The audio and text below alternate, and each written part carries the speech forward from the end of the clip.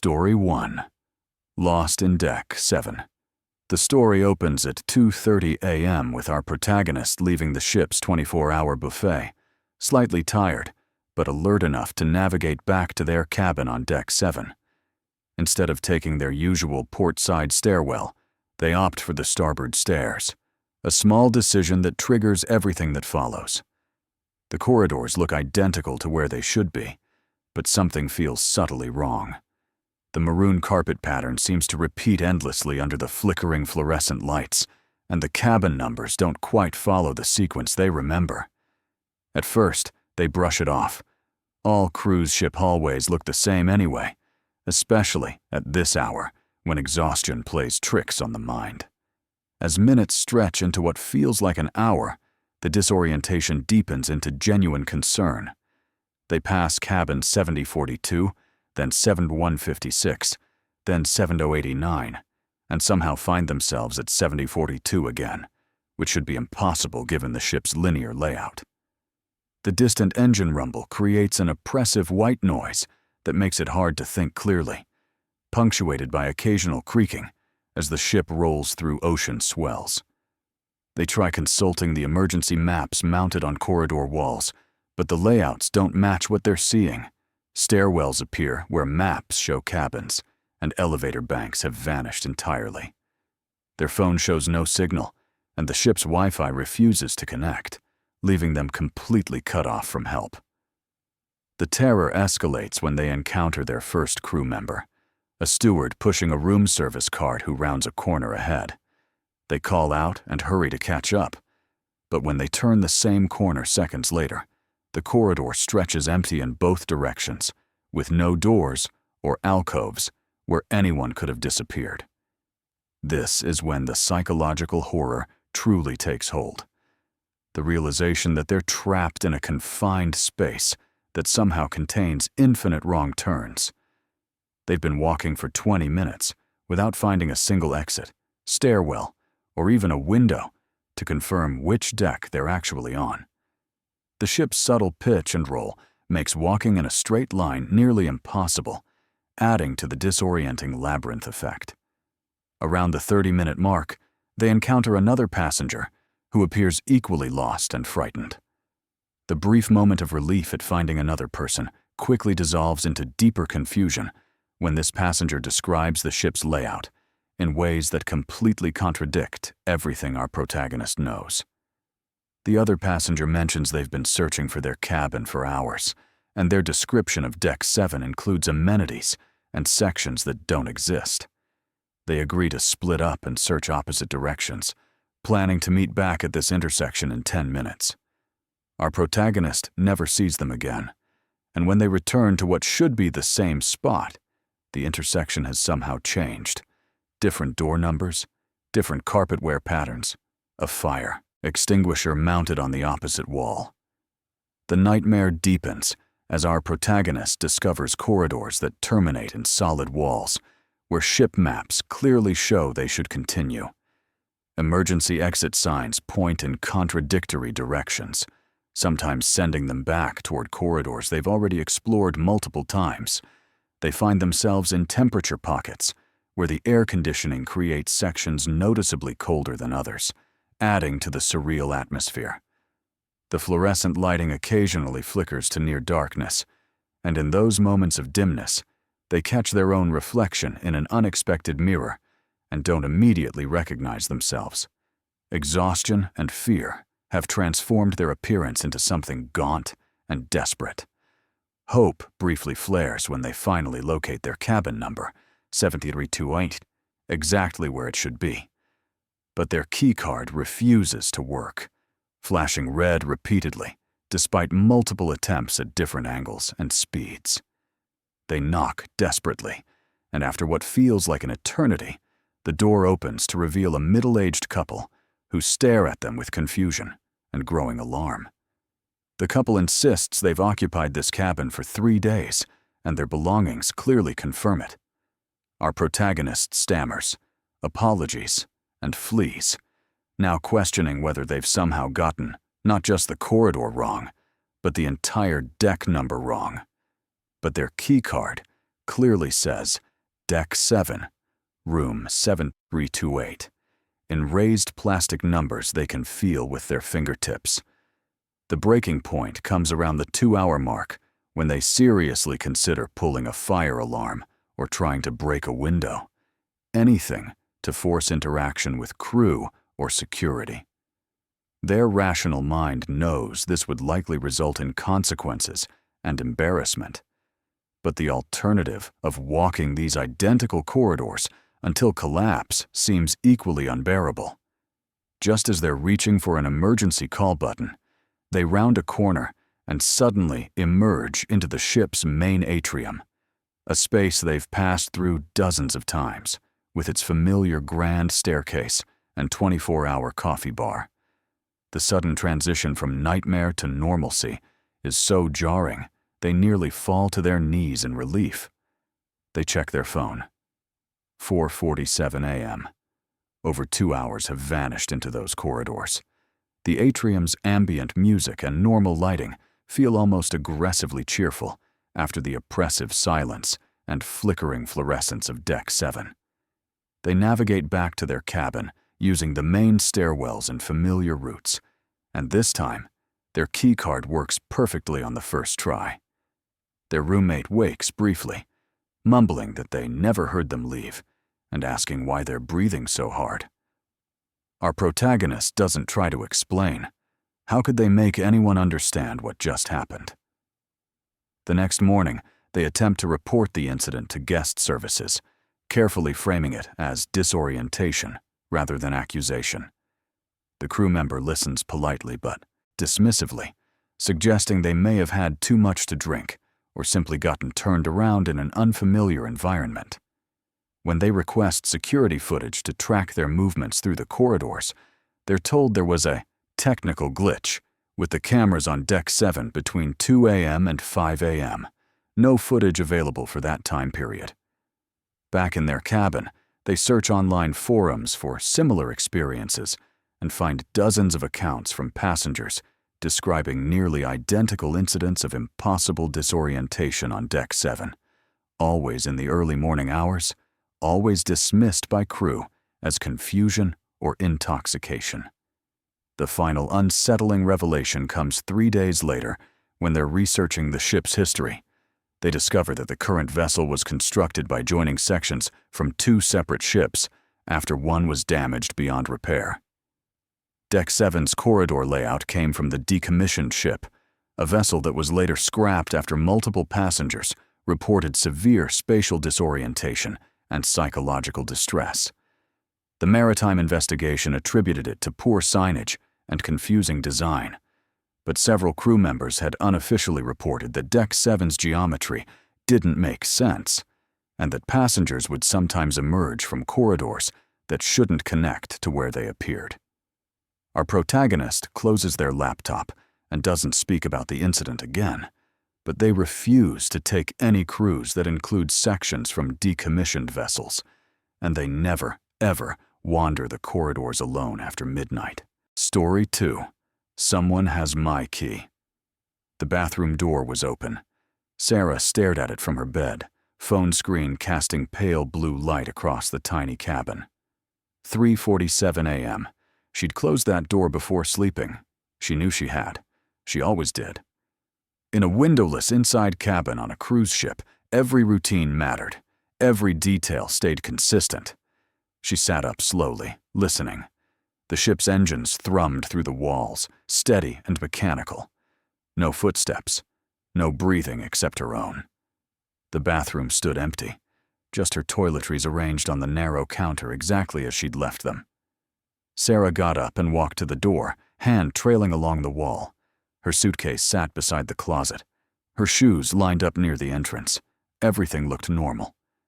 She closed the bathroom door firmly, testing the latch twice, then climbed back into bed. But sleep wouldn't come. Because she had closed it. She distinctly remembered standing in the dark, hand on that door, pushing it shut before crawling under the covers. The click of the latch, the sudden feeling of the space becoming even smaller. At breakfast, she convinced herself she'd been wrong. Half asleep, disoriented in the darkness. Inside cabins did that. No windows meant no sense of time, no natural light to anchor your mind. Easy to forget small things. She spent the day at the pool deck, grateful for sun and open sky, had lunch at the buffet, attended the afternoon comedy show, normal cruise activities. When she returned to her cabin at 6 p.m. to change for dinner, she opened the door and stopped. Her jacket, the black one she'd left draped over the desk chair, now hung in the closet. Sarah stood motionless, key card still in her hand. She'd left that jacket on the chair. She remembered because she'd debated hanging it up and decided not to bother. It was just for a few hours. She checked the closet carefully.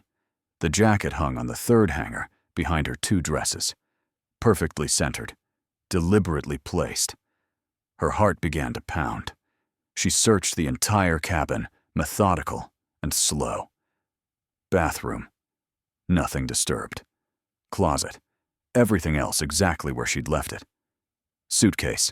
Still zipped, contents apparently untouched. Desk. Papers and book aligned just as before. Just the jacket. Only the jacket. She called guest services. A cheerful voice apologized for the inconvenience and offered to send someone up. 20 minutes later, a staff member arrived. Young, efficient, clearly skeptical. "Sometimes housekeeping moves items while cleaning," he said, typing notes on a tablet. "It's possible they hung it up for you." I had the "Do Not Disturb" sign on the door all day. He nodded, still typing. "We'll make a note in your file. If anything else happens, please call immediately." After he left, Sarah sat on the bed and stared at the closet. The jacket hung there, innocent and ordinary. She tried to remember if she'd actually left it on the chair. Maybe she'd hung it up in a distracted moment and forgotten. Memory could be unreliable. But she knew. Deep down, she knew. That night, she wedged a chair under the door handle. It wouldn't stop a key card from working, but it would make noise if someone tried to enter. She slept with her phone in her hand, volume turned high.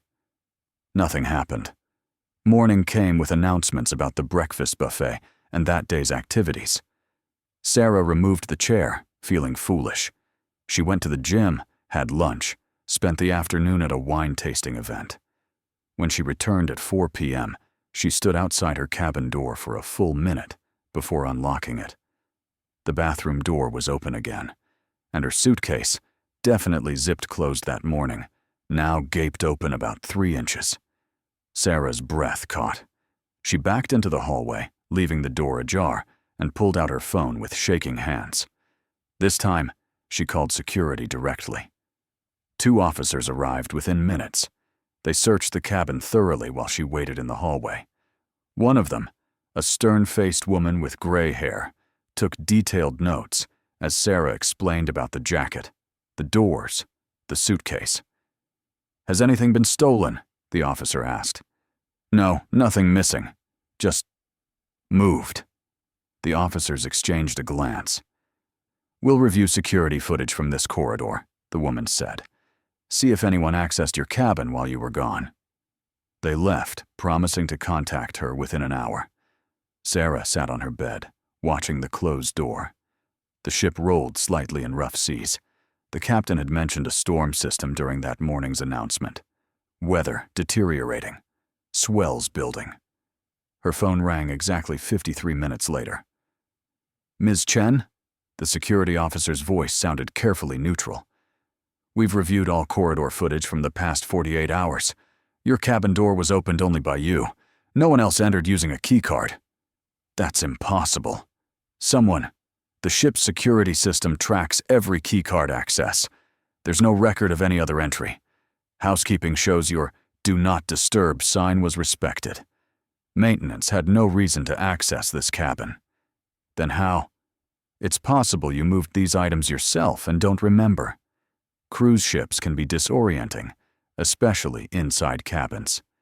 The constant motion, lack of natural light. Passengers sometimes experience confusion." After the call ended, Sarah sat in silence. The ship pitched more noticeably now, the storm building outside.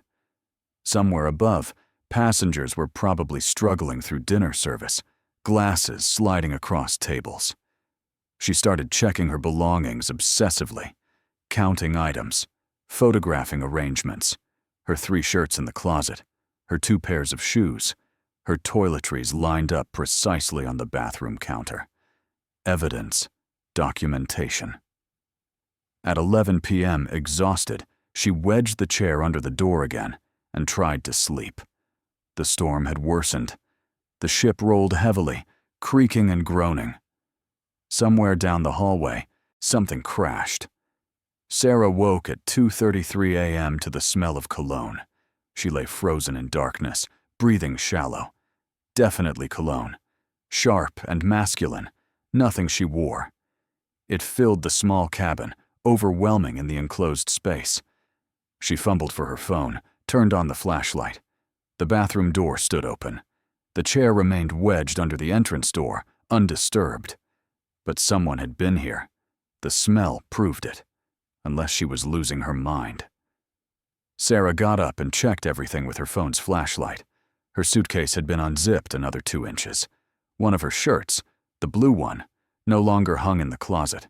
She found it folded on the desk, carefully creased. She took photos of everything, hands trembling so badly the images came out blurred. The smell of cologne lingered for another 20 minutes before gradually dissipating. Sarah sat on the floor with her back against the door, wide awake, waiting for dawn in a cabin that had no windows to show it coming. At 7 a.m., she called guest services again, demanded to speak to the senior security officer. When he arrived, a tall man with a Danish accent and tired eyes, she showed him the photos. "I need a different cabin," she said. "Someone has a key to this one." He looked at the photos carefully. "Ms. Chen, I understand this is distressing, but our investigation showed—" "Then your investigation is wrong," he sighed. "We're in the middle of the Atlantic, a storm. All cabins are occupied. We can move you in 2 days when we reach port." 2 days?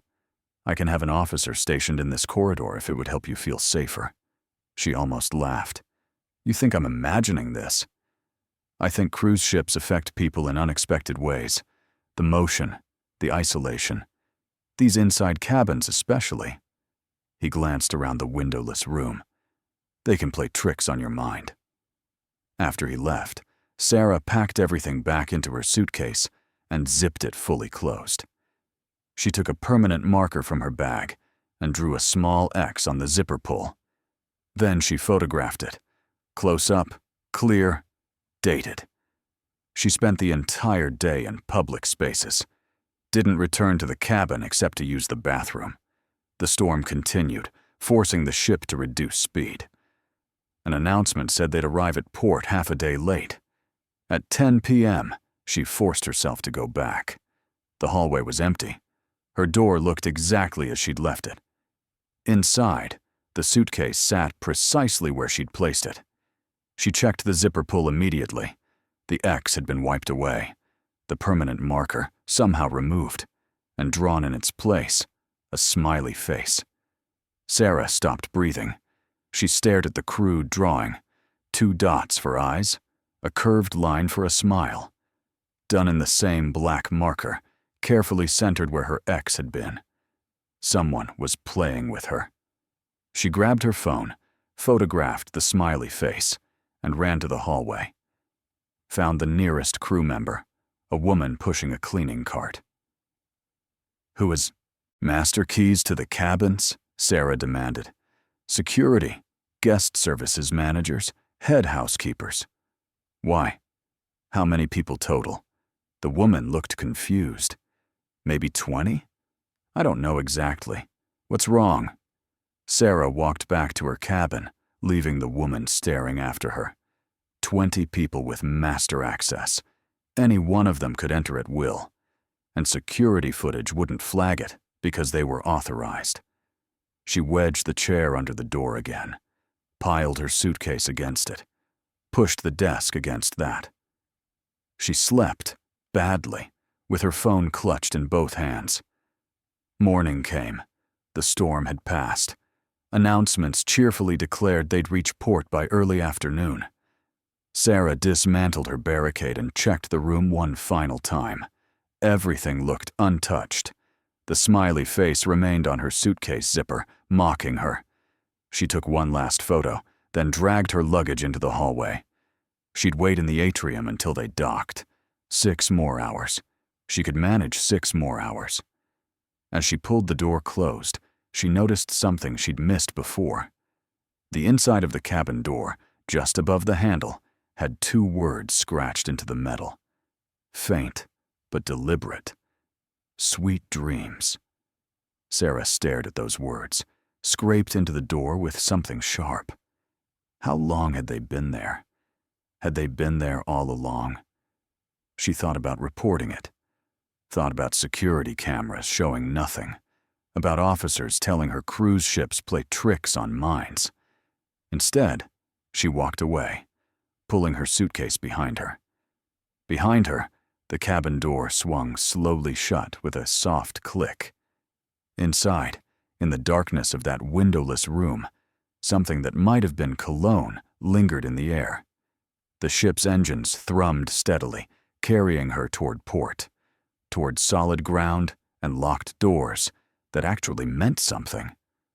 But sometimes, late at night in her own apartment, Sarah still wakes to find doors standing open that she remembers closing. Still catches the faint smell of cologne that shouldn't be there. And she wonders how many master keys exist for the places we think are safe. Story 3. Quarantined at sea. The helicopter's spotlight swept across our balcony for the 3rd time that night.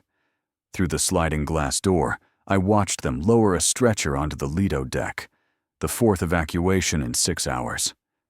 My husband pressed his face against the glass beside me. "That's the couple from dinner," he whispered. "The ones who kept coughing into their napkins." The announcement crackled through our cabin speaker, the captain's voice stripped of its usual cruise director cheerfulness. "All passengers must remain in their staterooms until further notice. Do not open your doors for any reason. Medical personnel will conduct wellness checks within the next 12 hours. That was 2 days ago. No one had checked on us yet. It started with the buffet closing on day 3 of our 7-day Caribbean cruise. Not unusual. They sometimes rotated dining options. But then the pools drained while we were at dinner, the water disappearing in pale blue whirlpools that left behind wet footprints and abandoned pool toys. By midnight, yellow caution tape stretched across every public bathroom on Deck 7. The first ship-wide announcement came at 2 a.m., jolting us from sleep. "Attention all passengers.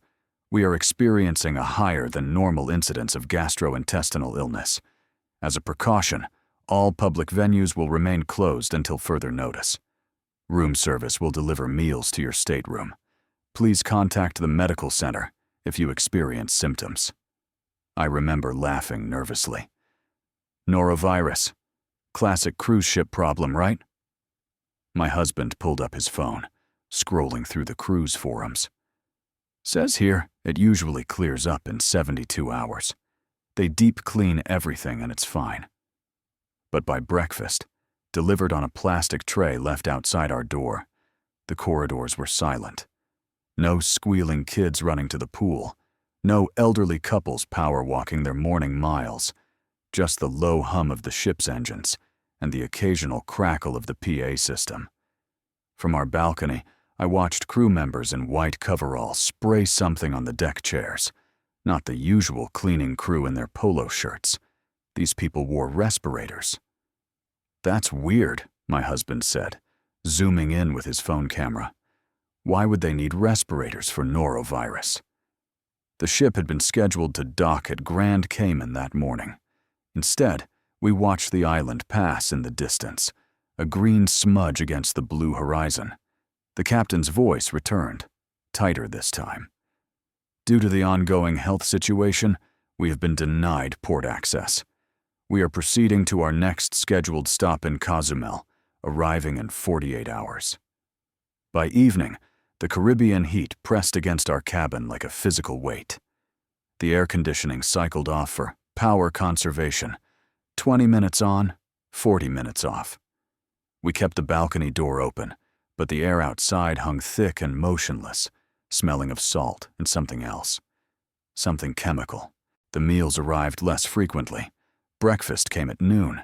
Dinner never came at all. When I called guest services, the line rang 14 times before disconnecting. I tried the medical center. The phone didn't even ring, just a recorded message. All medical staff are currently responding to emergencies. If you are experiencing severe symptoms, remain in your cabin. Someone will reach you as soon as possible. Define severe, my husband muttered, staring at the phone. That's when we heard the first scream, high and ragged, cutting through the thick air from somewhere down the hallway. It lasted maybe 10 seconds before choking off into silence. We looked at each other, then at the door. Should we? No. He grabbed my arm. They said stay in the cabin. The screaming started again an hour later. Different voice. Closer. The cabin 2 doors down, maybe 3. This time, it didn't stop for nearly a minute. When it finally ended, we heard heavy footsteps running, then the crackle of radios. I moved to the door, pressing my ear against the cold metal. Voices in the hallway. Urgent. Professional. Needs immediate evacuation. No more space in medical. Just keep them isolated. The footsteps faded. The hallway went silent. My husband stood on the balcony, filming. You need to see this. 3 decks below, on what used to be the main pool area, they'd erected white tents. Medical personnel moved between them in full hazmat suits. Not just respirators now, but sealed suits with hoods and face shields. As I watched, they wheeled out a gurney, a sheet pulled over the person's face. Not moving, not coughing, not sick. Dead. Jesus Christ, I whispered. The helicopter arrived 20 minutes later, spotlight sweeping the deck, rotors beating the hot air into swirling gusts. We watched them load 3 people, maybe 4, hard to tell in the darkness, before it lifted off, red lights blinking as it disappeared toward the mainland. The announcement came at midnight. All passengers must remain in their staterooms with doors closed and locked. Do not attempt to leave for any reason. Do not open your door unless directly instructed by medical personnel. Meals will be delivered. The ship's medical team is working with CDC officials to contain the situation. We expect to have clearance to dock within 96 hours. 96 hours. 4 days. Day 4 blurred into day 5. The power conservation got worse, air conditioning only running 1 hour out of every 4. We stripped to tank tops and underwear, lying on top of the sheets, feeling sweat pool in every crease of our bodies. The balcony offered no relief. The Caribbean sun beat down like punishment, and the chemical smell from the decks below had intensified into something that made my eyes water. Breakfast arrived at 3 p.m., cold sandwiches in plastic wrap, warm bottles of water. No note, no explanation. The crew member who delivered it wore a full hazmat suit. Through the narrow gap in the door, I saw others going cabin to cabin, knocking, listening, marking something on a tablet. Wellness checks, I realized. They were checking who was still answering. Some cabins didn't answer. I started keeping track through the peephole. Cabin 7032, no answer. 7036, no answer. 7038, an elderly couple who'd always smiled at us in the elevator, no answer. The crew member marked the tablet, attached a red tag to their door handle, and moved on. What do you think the red tags mean? My husband asked. I didn't want to answer that. The screaming had stopped by day 5, not because people had recovered. The helicopters still came every few hours, spotlights sweeping across our balcony, rotor wash rattling our sliding door. But the screaming had stopped because I think people didn't have the strength left to scream. From our balcony, I watched the ship transform. every public space sealed with yellow tape or plastic sheeting. Crew members spraying endless streams of disinfectant on railings, deck chairs, any surface someone might have touched. The white tents multiplied. 5, then 8, then too many to count. And the gurneys, always the gurneys, rolling between tents, sheets pulled up over motionless figures. They said it was norovirus, my husband said, voice hollow. Norovirus doesn't kill people like this. Maybe it mutated. Maybe it's something else. Maybe they lied. The thought sat between us like a physical presence. The ship's medical center held maybe 40 beds. We had nearly 3,000 passengers on board. If this wasn't norovirus, if it was something worse, there was nowhere to put everyone, nowhere to treat them, nowhere to go. We were trapped in a floating quarantine zone, 96 hours from port, with limited food, failing air conditioning, and something spreading through the cabins that killed faster than any stomach bug should. On the morning of day 6, the ship's engines changed pitch. After days of constant forward motion, we were slowing down. I rushed to the balcony. In the distance, barely visible through the morning haze, I could see land. Mexico. Cozumel. "We're almost there," I said, feeling tears start. "We're almost—" The announcement cut me off. "Attention passengers. We have been denied port access in Cozumel. Mexican authorities will not permit the ship to dock. We are proceeding to our home port in Florida. Estimated arrival, 36 hours. Continue to remain in your cabins. Medical evacuations will continue via helicopter as needed. 36 more hours." That afternoon, the knocking came to our door. 3 sharp raps. I looked through the peephole at a figure in a hazmat suit, face invisible behind the fogged face shield. "Wellness check," a muffled voice called. "Please respond verbally." "We're fine," I said, my voice cracking. "We're both fine. No symptoms." A pause.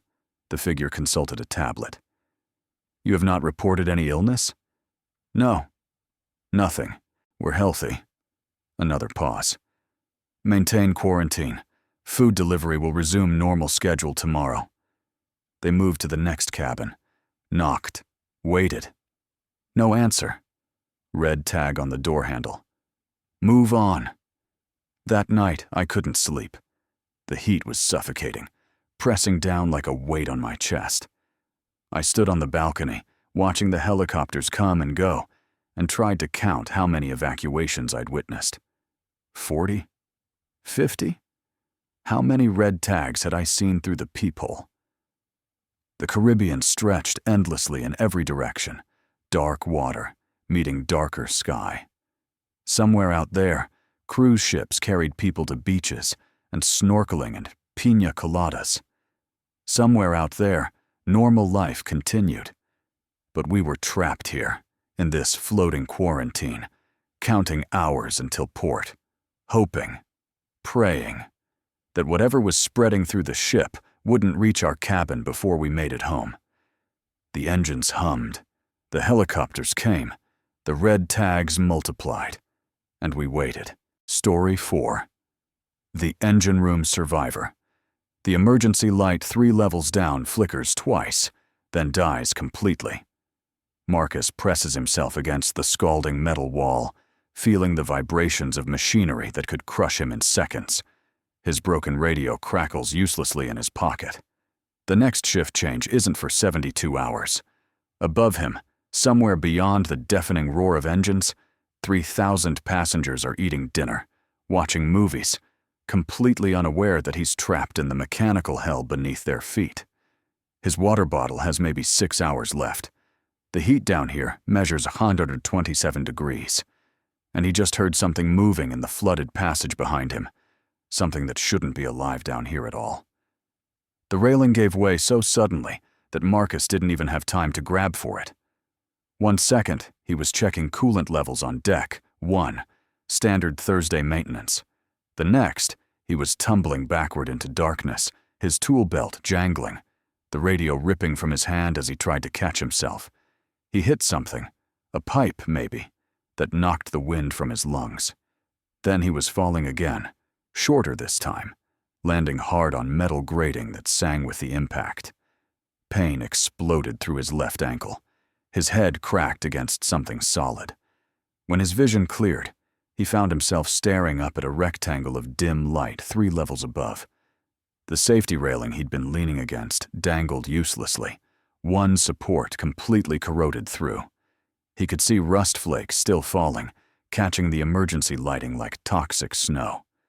Marcus tried to stand. His ankle screamed.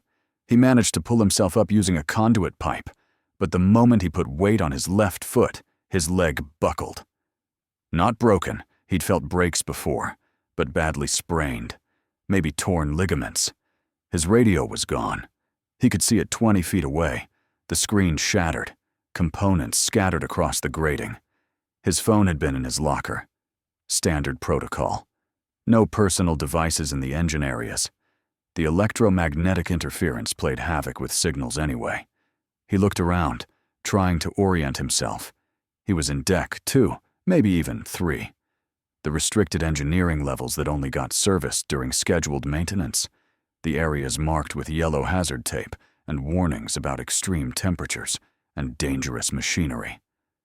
The noise down here was incredible, a wall of sound that seemed to compress the air itself. Turbines screaming, pistons hammering, cooling systems hissing, pumps churning thousands of gallons per minute. He couldn't hear his own voice when he tried to shout. Marcus checked his watch, 6:47 p.m. The evening shift had just changed. He'd been scheduled to finish his rounds by 7, then head to dinner. When he didn't show up, how long before someone noticed? An hour? 2? But then he remembered. The crew scheduling changes. They'd reduced maintenance staff by 30% for this crossing. Skeleton crew operation, his. Supervisor was covering 3 sections. The next scheduled inspection of this area wasn't until Sunday morning, 72 hours from now. The temperature hit him like a physical force. Marcus had worked engine rooms for 6 years, but the restricted lower decks were different. All the heat from the massive diesel turbines rose through ventilation shafts, creating pockets of superheated air that could reach 130 degrees. Sweat was already soaking through his coveralls. He touched the metal wall and jerked his hand back. The surface was hot enough to raise blisters. Everything down here conducted heat. The grating beneath his feet, the pipes surrounding him. The very air seemed to burn his lungs. His water bottle, thank God, was still clipped to his belt. 20 ounces. At these temperatures, in this heat, that might last 6 hours if he rationed it carefully. Maybe less if he tried to climb. He looked up at the opening 3 levels above. The ladder was there, bolted to the wall, but it ended 10 feet below where he needed to be. The missing section had been removed for repairs. He could see where it had been cut away. There should have been warning tape. There should have been barriers. Someone had screwed up, and now he was paying for it. Marcus tried his radio anyway, pressing the transmit button. Nothing. Not even static. The impact had destroyed it completely. He was alone. Marcus began moving, dragging his injured leg, using pipes and conduits for support. The emergency lighting down here was minimal. Yellow bulbs every 30 feet, creating pools of weak illumination separated by stretches of near-total darkness. His flashlight was still on his belt, but the batteries wouldn't last forever. The layout of Deck 2 was a nightmare. Nothing like the clean, organized engine rooms above. Down here, it was all emergency systems and redundant machinery. Backup generators, secondary cooling, ballast pumps. Systems within systems, all crammed into a space never meant for regular human access. Passages branched off in every direction. Some were flooded with ankle-deep water, condensation from cooling systems, or maybe slow leaks from freshwater lines. The water was warm, almost hot, and it soaked through his boots immediately. Marcus tried to map his location mentally. He'd fallen near the starboard turbine access. That meant what? He tried to picture the ship's layout, but the lower engineering decks weren't included in standard crew maps. These areas were labeled simply as restricted, authorized personnel only. He chose a passage that seemed to angle upward. His ankle throbbed with every step, but he forced himself forward. The machinery around him created pockets of even more intense heat. He had to detour twice when he found passages where the air temperature was literally painful to breathe. After 20 minutes of limping through the maze, he found himself in a chamber he didn't recognize at all. 6 massive pumps, each the size of a car, arranged in 2 rows. They were running at full capacity, their vibration so intense he could feel it in his teeth. The noise was beyond deafening, a physical assault that made his ears ring. And the passage continued beyond them into darkness. Marcus checked his watch. 7:15 p.m., 30 minutes since the fall. He took a small sip from his water bottle, maybe an ounce. The liquid was already warm. His flashlight died at 9:30 p.m. Marcus had been conserving the battery, using it only when absolutely necessary, but the darkness between emergency lights was too complete. Without the flashlight, he'd walked straight into 2 pipes and nearly fell through an open drainage grate. Now he was stuck, moving from one weak emergency bulb to the next, like islands in an ocean of black. The darkness down here wasn't just absence of light. It was active, pressing in from all sides. His eyes strained uselessly, seeing nothing but the faint after-images of the last light behind him. The water in the passages was getting deeper. In some sections, it reached his knees, warm and oily, with things floating in it he couldn't identify and didn't want to touch. He'd tried to avoid the flooded areas, but there were fewer and fewer dry routes. He'd found 2 more ladders, but both led to locked hatches. He'd pounded on them until his fists were bruised, knowing no one could hear him over the machinery, but unable to stop himself. The hatches were sealed with wheel locks that needed to be opened from above. Emergency protocols, meant to contain floods or fires in the lower decks. He was sealed in. Marcus sat down against a relatively cool section of wall, only about 95 degrees, and took another sip of water. Maybe 2 ounces left now. His mouth was so dry his tongue felt swollen. The heat was relentless, sucking moisture from his body faster than he could replace it. His watch read 9:47 p.m., less than 3 hours since the fall. It felt like days. At 11:01 p.m., Marcus found the turbine room. He'd been following a passage that seemed to lead upward when he emerged onto a metal catwalk overlooking a space so vast he couldn't see the far wall. Below him, barely visible in the emergency lighting, was one of the ship's main turbines, a monster of steel and ceramic spinning at thousands of RPM, generating enough power to move 100,000 tons of ship through the ocean. The turbine was enclosed in a safety cage, but even from 30 feet above, Marcus could feel the heat radiating from it. The air shimmered. The catwalk vibrated with the turbine's rotation, a frequency that made his vision blur. He tried to move past it, but the catwalk led nowhere, just ending at another locked hatch. He'd have to go back, find another route. As he turned, his injured ankle finally gave out completely. He collapsed, catching himself on the catwalk railing. The metal was scorching hot. He jerked his hands back, lost his balance, and for one terrifying second thought he was going to fall again, this time into the turbine chamber itself. He managed to grab a support cable, stopping himself inches from the edge. His heart hammered. Below him, the turbine screamed. Marcus lay on the catwalk for several minutes, too exhausted to move. His water was gone. He'd drunk the last of it an hour ago. His throat felt like sandpaper. His head pounded from dehydration. The heat was becoming unbearable. He had to keep moving. Stay still down here, and he'd die from heat stroke. At 2:30 a.m., Marcus heard something that shouldn't exist. He'd found another passage, this one partially flooded, the water reaching mid-thigh. The emergency lights here were spaced farther apart, and he was moving slowly through one of the dark sections when he heard it. A splash behind him. Not the random dripping of condensation. Something moving through the water.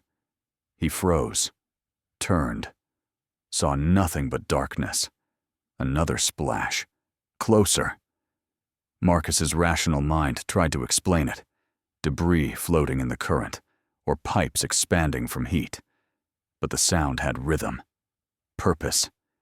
He moved faster, ignoring the pain in his ankle.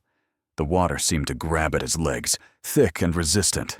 Behind him, the splashing continued, matching his pace. When he reached the next emergency light, he turned and looked back. For just a second, in the dim yellow glow, he thought he saw something in the water. A shape, too large to be rats, moving against the current. Then the light flickered, and it was gone. Marcus told himself it was hallucination, dehydration, exhaustion, the heat playing tricks on his oxygen-starved brain. But he moved faster anyway. At 4:15 a.m., Marcus found the body. It was wedged between two pipes in a flooded section on what he thought might be deck 3.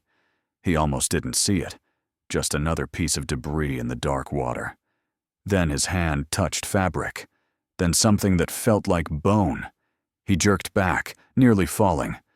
The emergency light 10 feet away provided just enough illumination to see coveralls, a tool belt, a broken radio clipped to what remained of the belt. Someone else had fallen, or gotten lost, or been trapped. How long ago? Weeks? Months? The body was too deteriorated to tell, the heat and water accelerating decomposition.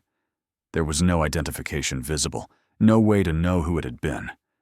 Marcus backed away, his mind reeling. This person had died down here, alone, in the heat and the darkness and the noise, just like he was going to die. No, he couldn't think like that. He'd find a way out. He had to. But as he moved away from the corpse, a terrible realization settled over him. If someone had already died down here, that meant the crew above didn't know these lower decks as well as they thought. It meant someone could disappear into this mechanical labyrinth and never be found. At 6 a.m., Marcus found a working ladder. It took him until dawn, not that he could see the sun from down here, but he finally found a vertical shaft, with a ladder that went up and up and up. He couldn't see the top in the darkness, but it had to lead somewhere. His body was shutting down. No water for 8 hours now. The heat had baked the moisture from him, leaving him dizzy and nauseous. His injured ankle was swollen to twice its normal size, the pain a constant scream. But he started climbing. Every rung was an agony. His hands were blistered from touching hot metal. His arms shook with exhaustion. Several times he had to stop, clinging to the ladder, fighting the urge to just let go. He climbed through the darkness, counting rungs. 50, 100, 200. At rung 247, his hand touched a hatch. Locked. Marcus nearly screamed. He pounded on the metal, the sound absorbed by the machinery noise. He tried the wheel lock, putting all his weight on it, but it wouldn't budge. He hung there, defeated. Then something made him look up. There, another 20 feet above, another hatch. He climbed. The second hatch opened. Marcus didn't remember much about the final climb. His body was moving on autopilot, beyond exhaustion, beyond pain. When his hand touched the wheel lock and it turned, he almost didn't believe it. The hatch swung open. Cool air, relatively cool, maybe 85 degrees, rushed over him. Emergency lighting from above. And voices. Actual human voices. Not just the endless roar of machinery. He pulled himself through the hatch and collapsed on the deck. Deck 1, the main engineering level. He could hear the morning shift starting their rounds. Marcus tried to call out, but his throat was too dry. He managed to pound on the deck, grating with his fist. 2 crew members found him 10 minutes later. He was unconscious by then, severely dehydrated. suffering from second-degree burns on his hands and mild heat stroke. His ankle required surgery. The investigation afterward revealed that the railing on deck 1 had corroded through 3 months earlier. The work order for replacement had been filed, but never completed. The ladder section had been removed for maintenance and forgotten. The area should have been barricaded. They never found who the body in deck 3 belonged to. That section was sealed and marked off limits. Marcus recovered, returned to work. But he never went below deck 1 again. Because sometimes, late at night, he still heard the splashing in the flooded passages, still felt the heat pressing in from all sides, still saw the darkness between the emergency lights, and wondered what else might be trapped down there in the mechanical heart of the ship, in places where even the crew maps didn't reach. The restricted areas stayed restricted, and the machinery kept running, day and night, drowning out whatever sounds might echo from the depths below. Story 5. She was just here. We turned the ship around at 2 a.m. 4,000 passengers, 15 decks, 1,000 crew members, and somewhere between the corridor outside our cabin and the ice machine 30 feet away, my roommate had ceased to exist. Security reviewed the footage frame by frame. Camera 47 shows her walking toward the ice machine at 11:14 p.m., bare feet on carpet, wearing her sleep shirt and holding her bucket. Camera 48 should have caught her 3 seconds later. It didn't. No camera on the ship ever saw her again. Not in the corridor. Not on the elevator. Not on any deck, in any stairwell, or near any railing. Between 2 cameras covering a 30-foot hallway with no doors and no windows, she had simply vanished. The Coast Guard called off the search after 36 hours. They never found her body. The ship continued to San Juan, then to St. Thomas, completing its scheduled route. 4,000 passengers enjoyed their final night gala, while divers searched the dark water 400 miles behind us. And every night since then, I wake up at 11:14 p.m. and wonder, how does someone disappear from the middle of a moving ship without a single person seeing them go? I met Rebecca at the cruise terminal in Miami. Random cabin assignment. The cruise line pairs solo travelers to fill rooms. She was 26, a teacher from Ohio taking her first vacation in 3 years. We clicked immediately, spent the first 2 days exploring the ship together, laughing about the midnight buffet and the aggressive towel animals the stewards left on our beds. By day 6, we'd settled into a comfortable routine, different activities during the day.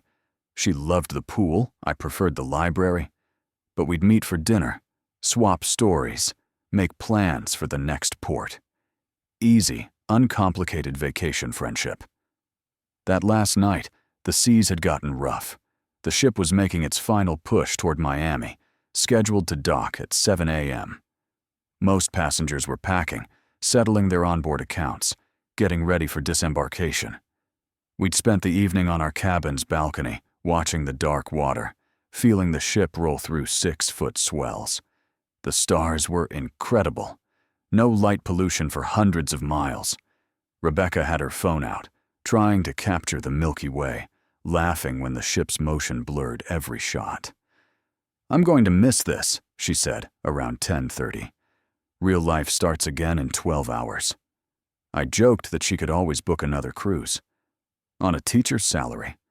"This one took 2 years of saving," she replied. We went inside around 11. I was exhausted. We'd spent the day in Cozumel, snorkeling and walking around in the heat.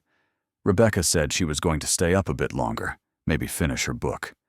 I brushed my teeth, changed into sleep clothes, set my alarm for 6. The ship was rolling steadily now, the curtains on the balcony door swaying with each swell. "I'm going to get some ice," Rebecca said from her bed. "Want anything from the corridor?" The ice machine was right outside our cabin, literally 30 feet away, around one corner. You could hear it crunching from our room. "I'm good," I said, already half asleep. She grabbed the plastic bucket from the bathroom, slipped on her flip-flops. I heard them on the carpet, and opened the cabin door. "Back in a sec," she said. The door clicked shut. I remember lying there, eyes closed, feeling the ship's motion, hearing the distant hum of engines far below. I remember thinking I should have asked for water. I remember the clock on the nightstand, reading 11:14 p.m. I remember falling asleep. The knocking woke me at 12:47 a.m. 3 sharp raps, official and urgent. I stumbled to the door, disoriented, expecting Rebecca had forgotten her keycard. 2 crew members stood in the corridor, a woman in a white officer's uniform and a man in security black. "Is Rebecca Chen your cabin mate?" the officer asked. "Yeah, she's—" I looked back into the cabin. Her bed was empty, still made. The ice bucket wasn't on the desk. "She went to get ice, like an hour ago?" I said. "An hour and a half," the security officer corrected, checking his tablet. "A passenger reported the ice machine overflowing. When crew responded, they found an ice bucket blocking the dispenser. The name tag matches this cabin." My stomach dropped. "That's hers. Where is she?" "That's what we're trying to determine. May we come in?"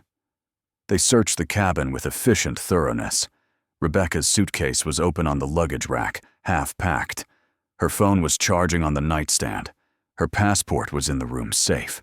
Her shoes, her real shoes, not the flip-flops, were lined up by the closet. "When exactly did she leave the cabin?" the officer asked. 11:14. I remember seeing the clock. She said she was getting ice and would be right back. Did she seem upset? Distressed? No. Normal. We'd just been talking about missing the cruise, about real life starting tomorrow. The security officer was typing rapidly on his tablet. "Camera 47 shows her exiting your cabin at 11:14 p.m. and walking toward the ice machine. After that..." He trailed off, frowning. "After that what?" I asked. "After that, she's not on any camera." "What do you mean? The ice machine is right there."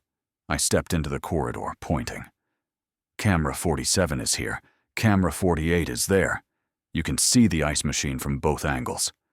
Camera 48 shows the ice machine.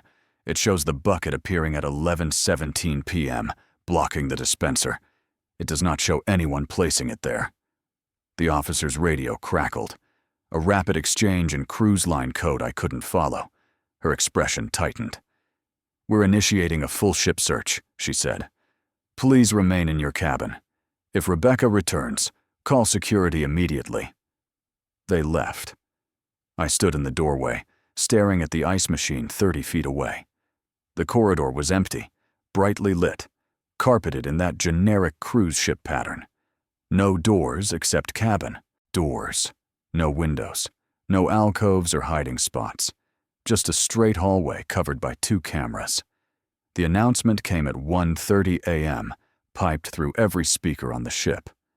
"All guests, please remain in your cabins. Crew report to your emergency stations immediately." Through the balcony door, I could see the ship slowing, turning. The stars wheeled overhead as we came about, retracing our route. The officer returned at 2:15 a.m. with more questions. Had Rebecca mentioned feeling sick? Had she been drinking? Did she know anyone else on the ship? Had there been any arguments? Any tension? No. No. No. No. "We've reviewed every camera on Deck 7, the officer said.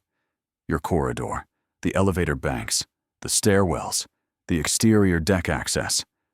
She appears on camera 47 at 11:37 p.m., walking toward the ice machine. She does not appear on camera 48, which begins recording that same section of corridor at 11:40 p.m. 3 seconds. In 3 seconds, she should have taken 4 steps and been clearly visible." "Could the camera have malfunctioned?" I asked. "Camera 48 is functioning perfectly. It shows the empty corridor, shows the ice bucket appearing at the dispenser at 11:21 p.m. The bucket simply manifests. No hands placing it. No person visible." "That's impossible." "Yes," the officer agreed quietly. It is. By 3 a.m., the search had expanded to the entire ship. Security checked every corridor, every public space, every crew area. They knocked on cabin doors, checked passenger manifests against key card logs. They reviewed recordings from every single camera, all 456 of them. Rebecca appeared on exactly one. Camera 47, walking away from our cabin at 11:37 p.m. Dawn came gray and cold. The seas had calmed, but the wind was picking up. Through the balcony door, I watched crew members on the deck below, searching with poles and lights. Looking for what? A woman who had vanished from inside the ship. The officer returned at 7:30 a.m. with a man in a Coast Guard uniform. "We're treating this as a potential overboard situation," the Coast Guard officer said. "The ship reversed course and searched your route from 11:14 p.m. to 1:30 a.m. We found nothing. We're expanding the search now, but I need you to understand. In these waters, in these temperatures, survival time is approximately 4 hours. It's been 8.5. "She didn't go overboard," I said. "She went to get ice, 30 feet away. The physical evidence suggests otherwise. We're reviewing camera coverage to understand the gaps, but..." "Gaps?" I interrupted. The officer exchanged glances with the security team. "The cameras don't cover everything. For privacy and design reasons, there are blind spots. Short sections where camera 47's coverage ends and camera 48's begins. Usually 2 to 3 seconds of space. We're mapping those gaps now."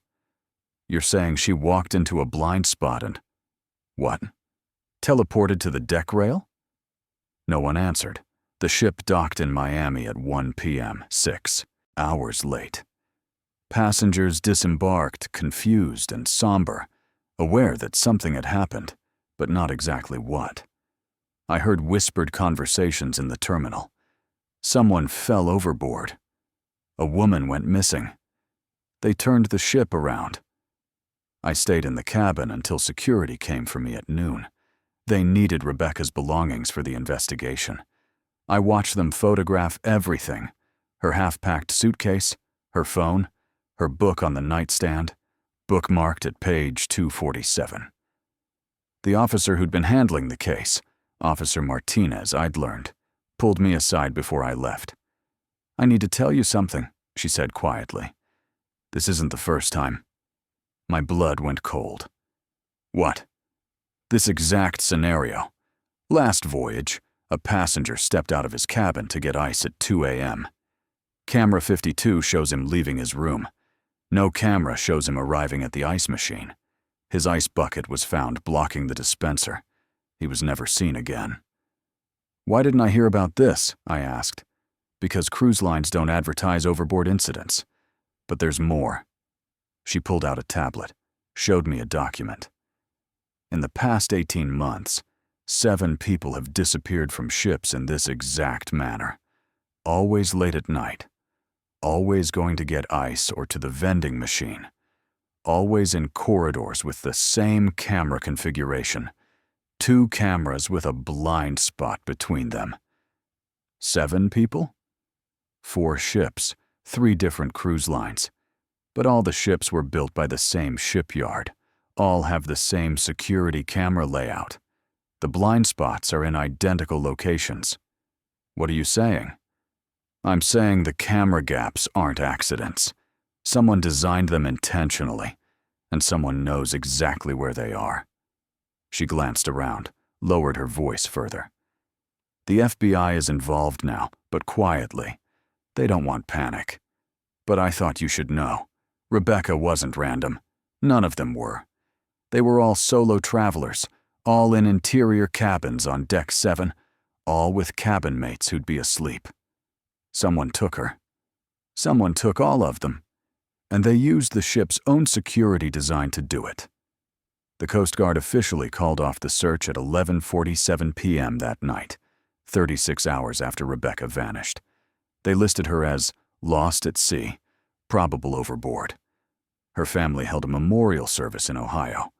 The cruise line settled quickly, quietly, with a non-disclosure agreement. I couldn't sign it, couldn't stay quiet. Officer Martinez was right.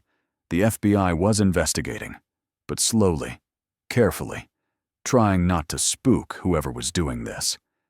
They'd mapped the camera blind spots on all 4 ships, identified the 2 to 3 second gaps where someone could move unrecorded, realized that with the right timing, the right knowledge, you could guide someone into those gaps and they'd disappear from the security record entirely. But here's what keeps me awake: the ice bucket. Rebecca's bucket appeared at the dispenser at 11:17:21 p.m., 3 minutes after she left our cabin. For 3 minutes, she was somewhere in that 30-foot corridor with her bucket, walking toward that ice machine. The cameras saw the corridor empty. They saw the bucket appear. They never saw her. In 3 minutes, in 30 feet of brightly lit, carpeted hallway, someone made her vanish without a trace. No struggle, no sound, no evidence. 4,000 people on that ship, 1,000 crew members, hundreds of cameras. And somewhere in those blind spots, designed into the ship's very structure, someone was hunting. They found the ice bucket in my apartment last week. I don't know how it got there. I threw Rebecca's bucket away at the port, watched the cleaning crew take it. But there it is, on my counter. Plastic, white, cruise line logo on the side.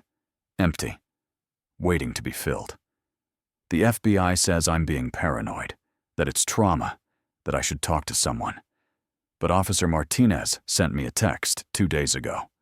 Don't travel alone. Don't take cruises. Watch the gaps. I think about Rebecca every night at 11:14 p.m., about those 3 seconds between cameras, about how someone can cease to exist in the space between one breath and the next. How does someone vanish from a moving ship in the middle of the ocean without a single person seeing them go? They don't vanish. They're taken. And whoever's taking them is still out there, still sailing, still hunting in those perfect blind spots that someone built into the ship's very design. Still waiting for the next person to step out for ice. Still waiting for you to walk into the gap where the cameras don't see. Still waiting. Story number 6. The storm. When the ship stopped smiling. The ship tilted. Not like a normal roll. This was different. This kept going. 30 degrees, someone said later. But when you're standing there watching the floor become a wall, you don't count degrees. You count seconds. How long before it tips past the point of no return? How long before the Atlantic rushes in? I was on the Norwegian Dawn's sister ship 3 years after the famous wave, October 2008. They'd upgraded the weather systems, reinforced protocols. Didn't matter. When nature decides to show you how small you are, she doesn't ask permission. We had 4 more days at sea, 4 days on a ship that had almost died. It was day 3 of our 7-day North Atlantic crossing, early evening, when things started feeling wrong. The buffet dinner felt off from the start. Not the food, but the way it slid slightly on the serving trays. Crew members were securing juice dispensers with extra napkins. A wine bottle rolled off an unattended table. Normal ocean behavior, they said. Standard procedure. The captain's announcement came at 7:47 p.m. Weather system tracking northeast. Minor course adjustment. Nothing to be concerned about. Nothing to be concerned about. That phrase would echo later. The evening progressed with escalating warnings disguised as routine. By 8:30 p.m., outdoor decks closed for passenger safety. At 9:15 p.m., shows were canceled due to technical difficulties. At 10 p.m., crew members directed people to lower decks, where it would be more comfortable. By 10:45 p.m., furniture in the promenade deck was being lashed down with cargo straps. That's when people started asking questions. Cargo straps aren't standard evening protocol. The ship's vibration was changing pitch, deeper, more aggressive. Metallic groaning came from somewhere in the hull. That stomach drop feeling lasted longer with each roll. Condensation formed on interior windows, despite the heating, and the smell intensified. Salt and ozone forcing through sealed ventilation. An older passenger on her third crossing said it plainly. "This isn't weather. This is weather." The wave hit at 11:37 p.m. during a lightning flash, perfect timing to see it coming. A wall of water, not movie tall, but wrong. Angled wrong. Moving wrong. The kind of wave that shouldn't exist in open ocean but does, occasionally, when currents and winds and pressure systems align in exactly the right nightmare configuration. Crack. The sound of the wave hitting the starboard bow wasn't a splash, it was impact, like driving into a concrete wall at highway speed.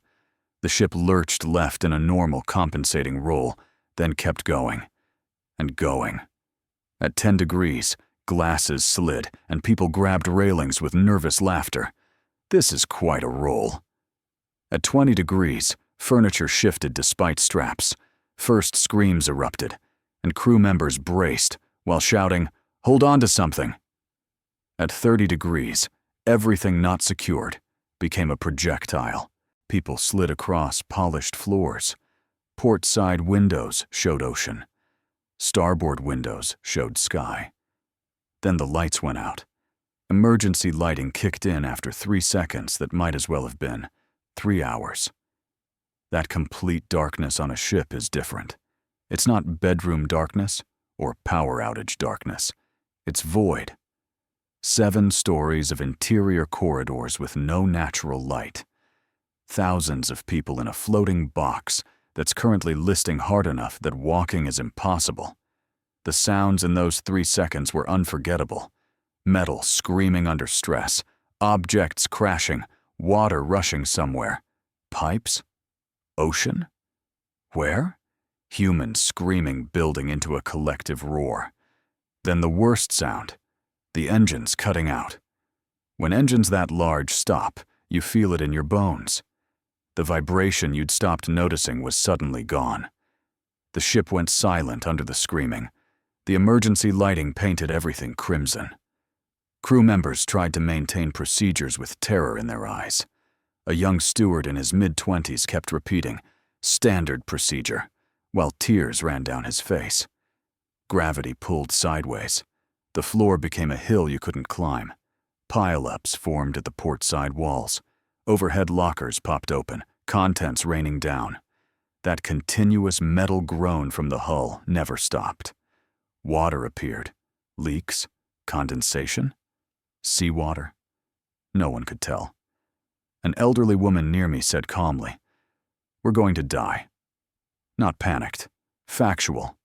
The way you'd comment on weather. 17 minutes. That's how long we listed. It felt like hours. Some people said minutes. One woman swore it was 30 seconds. Time breaks when you're waiting to die. The ship hung there at 30 degrees with waves hitting broadside, each impact pushing us harder. The captain tried announcements, but his voice kept cracking. Attempting to. Engines restarting. Remain calm. You can't remain calm when you're literally clinging to carpet to avoid sliding into a pile of strangers at the wall. The engines finally caught. That vibration returning felt like resurrection. The propellers fought the ocean, trying to turn us first into the waves. Slowly, so slowly you second-guessed if it was happening, the ship began to right. 25 degrees, and people cried with relief. 20 degrees, and some started to stand. 15 degrees, and crew tried to restore order. 10 degrees became a normal storm roll. Welcome, beautiful normal. 5 degrees, then level. The ship found equilibrium. But the aftermath sounds told a different story. Alarms everywhere. Crew radios crackling with damage reports. Water dripping from burst pipes. Glass crunching underfoot. And sobbing. So much sobbing. Medical teams called for doctors throughout the ship. The injuries weren't dramatic. Broken wrists from bracing. Gashed heads from sliding into furniture. Twisted ankles. One suspected spinal injury from a fall. But everyone was asking the same question. Are we still sinking? An hour later, the captain announced, "We'll continue to Southampton. Minor damage only. The ship is sound." 4 more days. 4 more days on a ship that had just tried to capsize in a storm that wasn't finished. They offered refunds and early helicopter evacuation for medical emergencies only. Most passengers, including me, stayed, not from courage, but from the realization that in the middle of the North Atlantic, this wounded ship was still safer than helicopters flying in 50-knot winds. Everything changed after that night. Furniture was rearranged against walls and strapped down properly. Crew rotated in shifts with haunted eyes and forced smiles. Passengers congregated in central areas, avoiding outer corridors. Every roll brought gasps, flinches, and flashbacks. The constant mental math haunted us. What angle is this? How close to 30? Wind sounds that hadn't bothered anyone before now caused panic. That first breakfast after the incident, watching coffee cups slide slightly on tables, normal ocean movement. Everyone froze, watching, waiting for it to tip further. It didn't. But we watched anyway. The ship's social areas went quiet. Usually crossings are parties with music, laughter, and announcements. Not after. People whispered, moved carefully, and watched the horizon through windows. The crew stopped making cheerful announcements. We'd all learned the same lesson. Ships can sink. This one almost did. We were still floating in the thing that almost killed us, pretending the walls weren't still slightly dented, the carpet wasn't still damp, and the metalwork wasn't still groaning in new ways. On day 7, when we finally saw Southampton Harbor, no one cheered. We disembarked in silence, helping each other down gangways like survivors of something that couldn't be named. The ship sailed again 2 weeks later after inspection, repairs, and new safety briefings. I've never taken another crossing, not because ships aren't safe, statistically they are, but because I learned what 30 degrees feels like. I learned that the difference between floating and sinking is just a few more degrees, a few more seconds, a slightly bigger wave. The Norwegian Dawn's sister ship, built to the same specs, with the same safety systems and crew training, still almost went down. Sometimes I hear wind, and I'm back there, holding carpet, listening to engines die, counting degrees in my head, waiting to see if this is it, if this is how it ends. In the dark. Sideways, 1,000 miles from land. The ship didn't sink, but something else did. That certainty that engineering beats nature, that humans have conquered the ocean, that unsinkable means anything at all. We crossed the Atlantic in a metal box. When the box tilted, we remembered we were just humans, floating, hoping, praying the math worked. It did. That time. Story 7. The final night. The woman next to me dropped her phone. Not fumbled it. Dropped it. Like her fingers had stopped working. I looked up from my camera to see what had made her react that way, and that's when I saw it too. Something in the water, maybe 200 feet from the ship. But something doesn't capture it. This was a shape, a presence, moving parallel to us in the black Pacific water, and it was so massive that my brain couldn't process the scale at first. The bioluminescence outlined it. This creature, this thing, and I realized with absolute certainty that we were looking at something that shouldn't exist, something no human was supposed to see. The crew member behind us spoke in a voice I'd never heard from him before, tight and strange. Everyone needs to go inside. Now.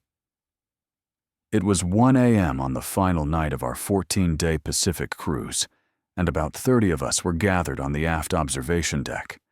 The party had thinned out by midnight, leaving only the insomniacs, the stargazers, and people like me who couldn't stand the thought of sleeping through our last night at sea. The ocean was unnaturally calm. No waves, no whitecaps, just black water stretching in every direction under a moonless sky. The stars were so bright they reflected on the surface, making it impossible to tell where the water ended and the sky began. It felt like floating in space. "This is what I came for," the woman next to me said. She was maybe 60, wearing a resort hoodie and holding her phone up to capture the stars. 14 days, and this is the first night without light pollution or clouds. I nodded, adjusting my camera settings. The Milky Way was visible as a cloudy band across the entire sky, worth staying up for, even though we'd be docking in San Diego in 8 hours. The deck was quiet except for low conversations and the constant hum of the ship's engines far below us. A couple crew members stood near the door, standard late-night presence, but they weren't their usual friendly selves. No jokes, no stories about previous voyages, just watching. "Hey, look at that," someone said. A younger guy, maybe mid-20s, pointing at the water off the port side. "Is that bioluminescence?" Several of us moved to the railing. There was definitely something glowing in the water, maybe 150 feet from the ship. Blue-green light, pulsing gently beneath the surface. "Probably plankton," another passenger said. "We saw some a few nights ago near Hawaii." But this was different. The bioluminescence wasn't scattered. It was concentrated in one area, and it was moving. Not drifting with currents, but moving with purpose, parallel to the ship. "That's a big school of something," someone else offered. "Maybe dolphins." I raised my camera and started recording. The glow was getting brighter, spreading out, and I could see the water disturbed by something large creating its own wake. The ship was doing maybe 20 knots, and whatever this was matched our speed perfectly. The woman next to me zoomed in with her phone. "That's not dolphins," she said quietly. "Dolphins would break the surface." She was right. Whatever was down there stayed completely submerged, the bioluminescence outlining its shape as it moved. And the shape was wrong. Too big, too uniform. Like someone had turned on stadium lights 50 feet underwater. More passengers noticed and gathered at the railing. The conversations got quieter, more uncertain. Someone mentioned whales, but there was no blow, no surfacing pattern. Just this massive glowing presence keeping pace with us in the dark Pacific. "How deep is it out here?" a man asked. 3 miles, maybe more, another passenger answered. He had that authoritative tone of someone who'd looked it up. "We're crossing one of the deepest parts of the Pacific." The bioluminescence shifted, and for just a moment, I could see the actual outline of something. Not just the glow, but a shape. Elongated, maybe 200 feet long, with something that could have been fins or appendages. Then it went deeper, the light fading to a dim glow. "Are you guys seeing this?" The younger guy was recording on his phone too, his voice higher than before. "This is insane. This is going to go viral." One of the crew members stepped forward. "Please keep your voices down. You're disturbing other passengers." But the ship was massive, and we were at the far end of the observation deck. There were no other passengers nearby to disturb. The crew member's face was wrong, tight, worried. Not the practiced concern of someone enforcing quiet hours, but genuine discomfort. "What is that?" someone asked him directly. "In the water?" "Just marine life," he said. But he wasn't looking at us. He was staring at the water, and his hand was on his radio. The glow brightened again, closer now. Maybe 100 feet from the ship. The bioluminescence spread out in a pattern that made my stomach drop. This wasn't multiple creatures. This was one thing. One massive organism creating enough disturbance to light up a football field's worth of plankton. "Oh my God," the woman next to me whispered. "Look at the size of it." The shape rose slightly, close enough to the surface that we could see water flowing over something solid. Not a whale's smooth back. Something textured, segmented maybe. The bioluminescence traced along its length, and I watched it extend forward and back, beyond what should be physically possible for any known marine animal. Someone started laughing, high and nervous. That can't be real.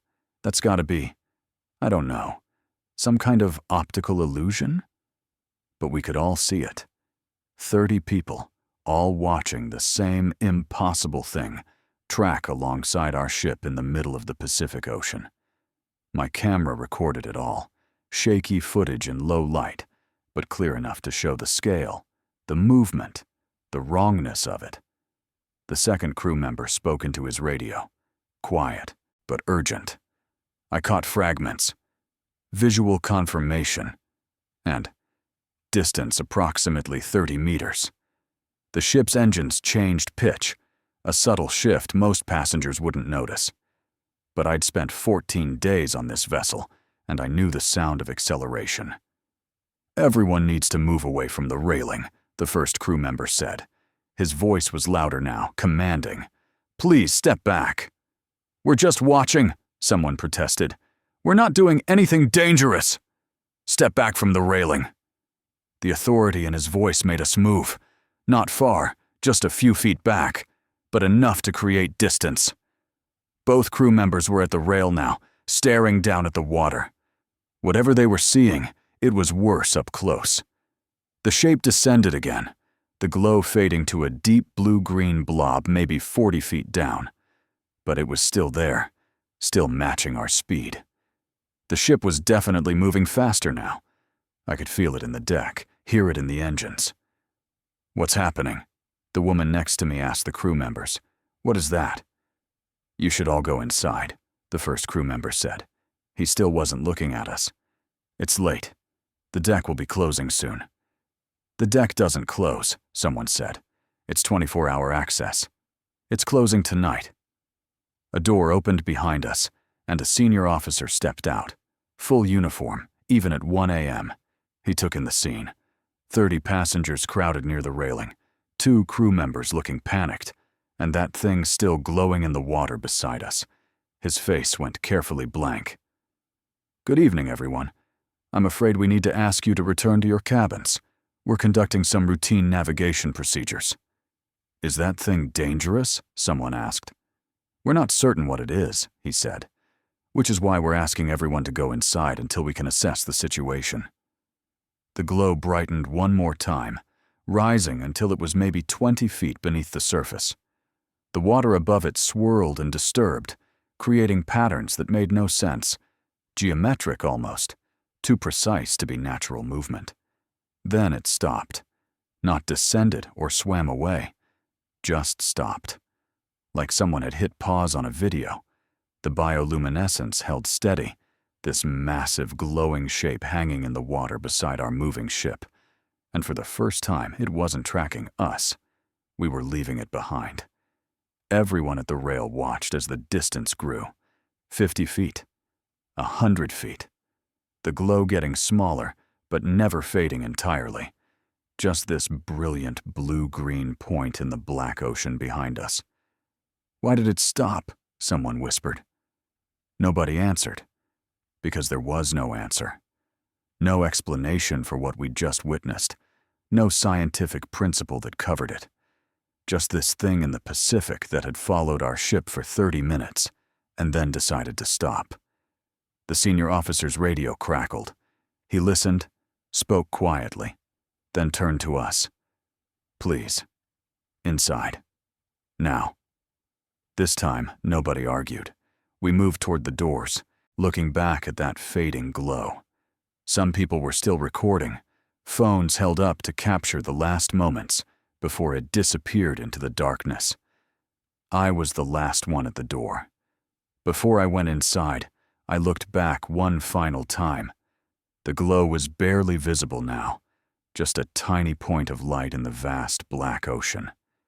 Then, as I watched, it went out completely. Or it went deeper. Down into those 3 miles of water beneath us, where things we've never classified and never understood make their home in the pressure and the dark. The bar was closed. The late-night cafe was closed. Every public space on that deck was suddenly off limits, crew members politely but firmly directing everyone back to their cabins. Some passengers argued, demanded explanations, threatened to complain to corporate. The crew said nothing, just guided us away with the blank professionalism of people who'd been given strict orders. In my cabin, I transferred the video to my laptop. 12 minutes of footage, mostly dark water and shaky camera work. But there were moments, 3 or 4 seconds, where the bioluminescence outlined something clearly, where you could see the impossible scale of it. I uploaded it to my cloud storage and sent it to myself in 3 different emails, just in case. The woman from the deck messaged our cruise group chat. Did everyone else just see that? Or am I losing my mind? The responses came fast. 30 people confirming, comparing footage, trying to rationalize what we'd witnessed. Someone mentioned giant squid. Someone else brought up whale sharks. Every suggestion fell apart when compared to the actual size, the behavior, the wrongness of it. One message stood out. The crew knew. Did you see their faces? They knew. We docked in San Diego at 9 a.m. The disembarkation was normal. Cheerful announcements, staff saying goodbye, passengers complaining about luggage, like nothing had happened. I found the woman from the observation deck in the terminal. She was staring at her phone, frowning. "Your video's still there?" I asked. "Yeah, but look at it." She held up her phone. The footage was there, but the quality had degraded somehow. What had been relatively clear last night was now muddy, pixelated. The shape in the water could have been anything. Shadows, reflections, waves. "Mine too," I said, checking my camera. Same problem. The footage existed, but had lost all clarity, like it had been compressed through bad Wi-Fi multiple times. "That's not possible," she said. "I had it backed up." Other passengers reported the same issue. Videos that looked compelling at 1 a.m. were useless by 9 a.m. Some claimed corruption. Others blamed their phones or the ship's Wi-Fi. A few swore the footage had been clear when they sent it to friends, but recipients said it looked like nothing. One guy insisted his video had been deleted entirely, but everyone in the chat could see it on his social media, just too dark and unclear to show anything definitive. I tried to find information about similar sightings. There were reports scattered across forums and Reddit threads of cruise ships encountering unidentified marine phenomena in deep Pacific waters. Some mentioned bioluminescence, others described shapes in the water, unusual crew responses, sudden speed changes. None were conclusive. No clear footage, no scientific confirmation, just dozens of people asking the same question. What did we see? The cruise line never made a statement. When contacted, they confirmed that the observation deck had been temporarily closed for routine maintenance, but said nothing about marine sightings or unusual activity.